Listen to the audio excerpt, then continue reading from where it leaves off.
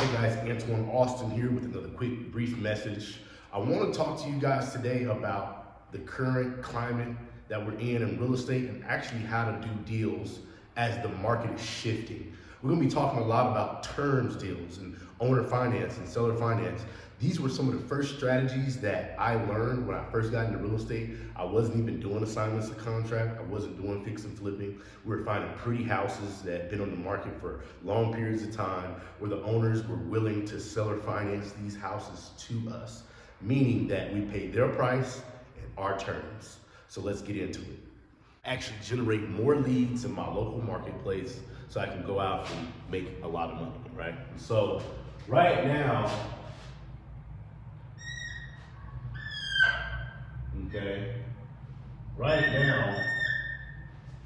there's a lot of inventory. And so when I first got started in real estate, the first type of transactions that I would do were lease options and subject tos, basically terms deal. So for example, the first house I ever had, it had a for sale sign in the freaking yard. For sale. And I want to say it was by Pink Realty or something like that. And it had been on the market for 60 days. I had reached out to the seller, okay? The seller was actually referred to me by a friend, and knowing that they had this property listed for sale and that they were not getting any traction and not selling the property because it'd been on the market for 60 days, I reached out to the seller and I seen if they would accept terms, right? Basically what a terms deal is I buy the house from you, but I don't cash out the loan. We do a terms deal. So with this particular house, okay, and I was looking to make cash quick, when I called the seller and he hadn't sold the property, he was willing to listen to my terms. I worked out something that's called a sandwich lease option, where I was able to put the house under contract with a lease agreement and a purchase and sell agreement. I said, Mr. Seller, this property is not selling right now. The market is kind of messed up. Interest rates are high. How about I buy this property from you? I'll give you, what are your monthly payments? $1,700? Okay, I'll give you $1,700 times 3. So that's roughly, let's just say $4,000 or $5,000, right? So if I give you $5,000 up front, $5,000 as an option fee, an option to buy the house, will you let me keep this house for the next 5 years until the market is better? Okay, I'll buy it for full price from you. I'll make the monthly payments on the property, okay? And we basically service the debt for the seller, okay? And so his payment is $1,700 a month. I say, okay, you move out of the property and go do whatever you're gonna do. I give you a down payment, okay, for the $5K, and now my company continues to make the $1,700 payment. You moved out, you got the $5K, okay? And now it's kind of just like financing a car. You make your monthly payments to the seller, okay? So now I have this house that I gave the seller for $5K, and the monthly mortgage payment is $1,700. I can turn around, okay, and rent this property, rent to own, okay, to someone else, right? Because I bought the property, okay? I did buy the property. I didn't cash out the loan, but I bought the property. So I found somebody who's willing to give me $15K down to live in, okay? They pay me $15K down payment. Usually this is somebody who is traditionally not bankable, right? They're usually someone who's self-employed like myself. I've done a lot of these type of transactions where you can just get the seller to deed you the property or just do a long-term lease with them until you cash out the loan, and that's called a balloon. And so I got the $5K option fee that went to the seller. I make my $5K back when I sublet this to a new tenant buyer, or rent-to-own tenant buyer is what we call them. So I make my $5K back. and I rent this property to them for $2,000 a month, okay? So now I'm renting this for $2K a month, and I'm making the difference between what I'm paying the seller mortgage at $1,700 and $2,000, 17, 18, 19, 2,000. So I'm making $300 in cash flow. We made a $10,000 option fee because remember we gave the seller $5K up here, okay?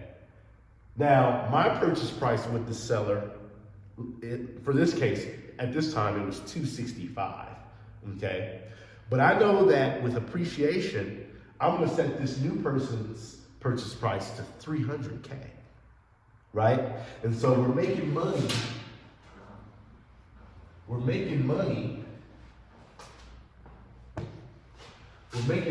the option fee, 10K. We're making money on the monthly rent.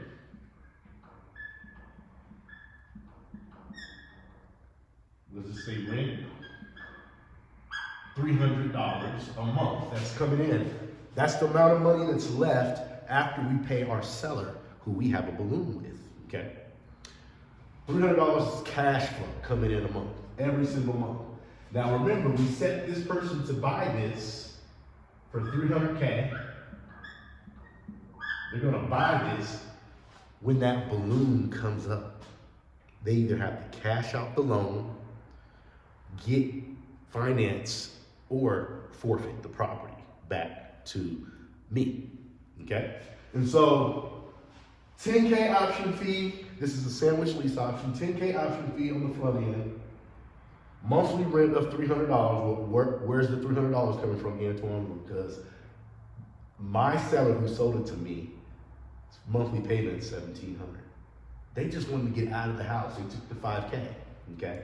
And so they've been trying to sell this property. It's been on the market 60 days. Somebody like me comes around and says, hey, let's do a deal, okay? Terms, just like when you go into a car dealership, if the car costs $52,000, you don't just write them a check for $52,000, okay? It's on the house.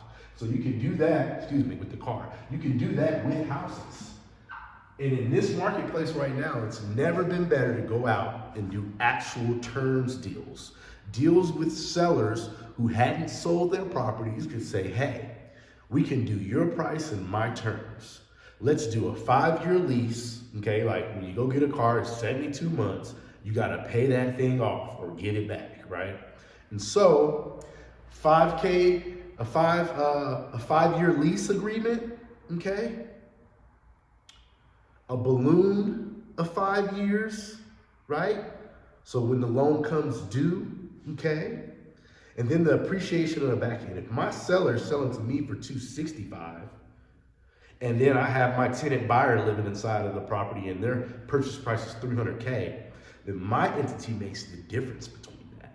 And so that's where you get the sandwich lease option from. You got the option fee on the front end, you got the monthly rent that's coming in, and then you got the appreciation on the back end. And when you have deals on the market right now that aren't selling, sellers will do terms. A lot of people got their interest rates at 2.8%. They can sell you their house at 4%. And they're making, but you gotta educate them on this though, because not everybody knows this, and that's why I'm here. So I'm educating you guys on this, right? And so once you educate them on this and they can see that this is beneficial for them, they get to avoid capital gains tax. The property's not sitting on the market. They wanted to sell it for whatever reason. They got a huge chunk of cash up front. I usually say 3 to 5% of the purchase price, or just find out what they need. Maybe they're PCS and they just got to get out of the house. So they'll give it to you for the next payment. Yeah, hey man, I don't want to make this $1,700 payment, man. I don't got it. Well, Mr. Seller, I'll make it for you, and I'll keep making it for you. It'll be in my best interest to keep making it for you, okay? And so now you got this property right here, and what do? You go out and you rinse and you repeat that. And when you rinse and repeat that, you don't run into cash flow problems because you make money when you wholesale, you make money on your option fee, you make money on the monthly rent. And so now you're not in a rush to just make rash decisions when it comes to these properties. You can go out and rinse and repeat this process, go find a house that's listed for rent, or maybe an expired listing, or houses that have long DOM, days on market, okay? And you can actually go out and negotiate with these sellers to pay their price in your terms. And so, guys, I highly recommend going after houses that have been just sitting on the market, like I said, for rent properties. And now you're talking to these people. You're not always looking for distressed properties. Sometimes you have to change your strategy. There's pretty houses with bad distressed situations. Somebody going through divorce and need to move. Somebody PCSing, which that happened to me a lot. I'm buying houses from guys living in a military town. Some of these guys PCS, they're not real estate investors. They just want their asset to be taken care of, right? And so I have lots of referrals where I've been able to go out and do that for individuals. But I want you guys to go out and implement these strategies as we're seeing a change in the market. I've been able to be in real estate for a very long time now. I've seen ups, I've seen downs, right? And so, with that being said, this is the best time to go out there and get terms deals, guys. I'm gonna be doing a lot more talking about this as we creep into a very unique market. And if you guys have any questions for me, you can like, comment, and subscribe. Also, don't forget to get the Wholesaling Blueprint, where I teach you guys how to go out and find deeply discounted properties. Excuse me. And let's get it, guys. I'll see you guys in the next one.